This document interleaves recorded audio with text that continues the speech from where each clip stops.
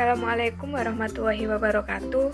Perkenalkan, kami dari kelompok 5 akan menjelaskan tentang teks dalam multimedia.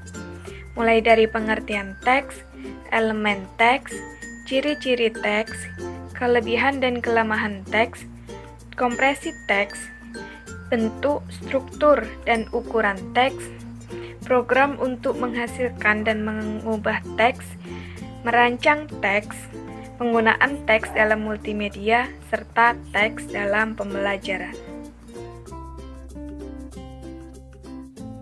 Oke, teks merupakan elemen dari multimedia yang paling dasar.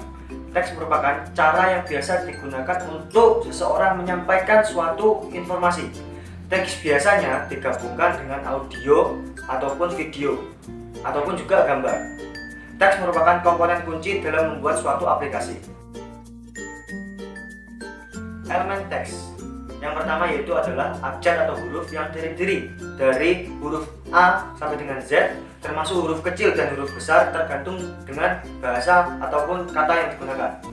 Yang kedua yaitu nomor dari 0 sampai dengan 9. Yang ketiga yaitu adalah huruf-huruf khusus seperti tanda bacaan, titik, titik koma, petik, titik, titik 2 dan sebagainya.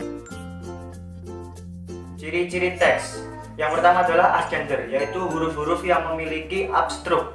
Contohnya adalah huruf H, huruf B, dan juga huruf D.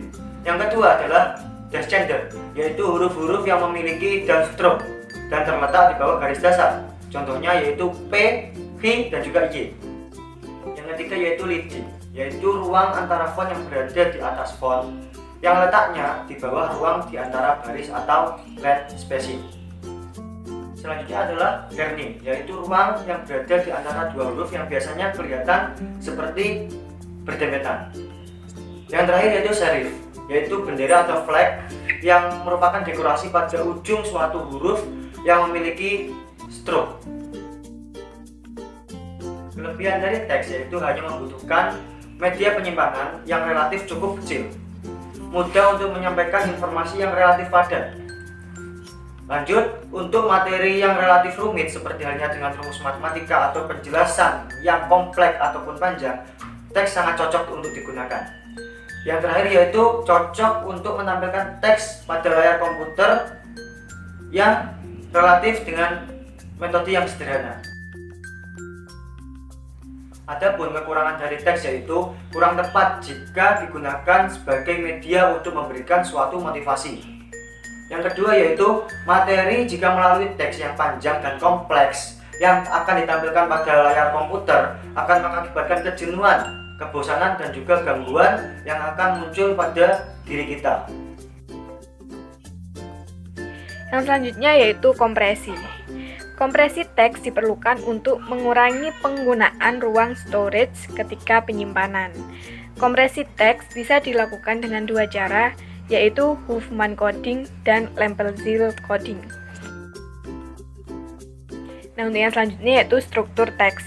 Struktur teks ada dua, yang pertama struktur linier dan yang kedua struktur tidak linier.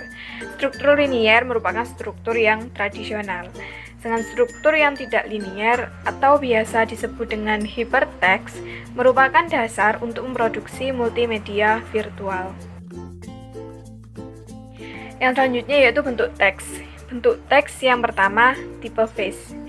Tipe face merupakan kumpulan abjad atau alfabet, nomor, huruf, atau karakter grafik yang biasanya terdiri dari berbagai bentuk dan ukuran yang berbeda-beda. Nah, yang kedua yaitu font. Font merupakan satu koleksi huruf yang mempunyai gaya sama yang dimiliki oleh tipe face.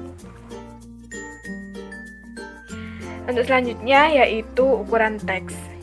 Ukuran teks biasanya yang digunakan pada judul utama yaitu 14 sampai 48 poin.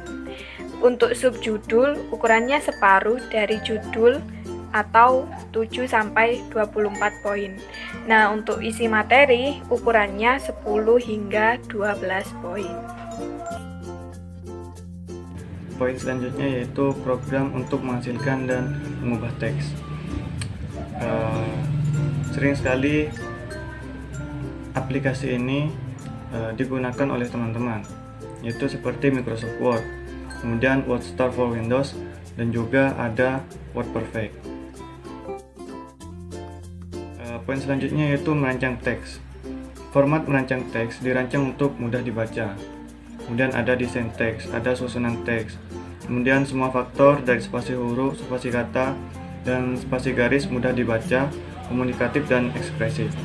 Kemudian ada bentuk huruf, warna, spasi kata dan spasi garis itu membangun ritme sehingga dapat membaca pesan. Kemudian ada tipografi.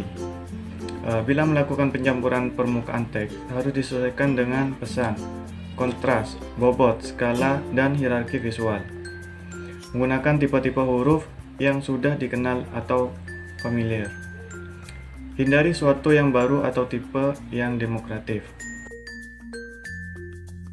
Poin selanjutnya yaitu penggunaan teks dalam produk multimedia. Pengenalan pada suatu objek seperti gambar atau label untuk suatu program. Kemudian menghantarkan informasi dalam bentuk penjelasan yang mengandung sebagian besar berisi teks. Kemudian membiasakan pengguna melakukan aplikasi. Poin selanjutnya itu teks dalam pembelajaran. Pada umumnya teks digunakan untuk menyampaikan informasi atau materi pembelajaran. Peserta didik membaca teks untuk mempelajari materi suatu pembelajaran. Oleh karena itu, pastikan bahwa teks yang digunakan dalam memaparkan informasi diperlukan peserta didik daripada mendikte peserta didik.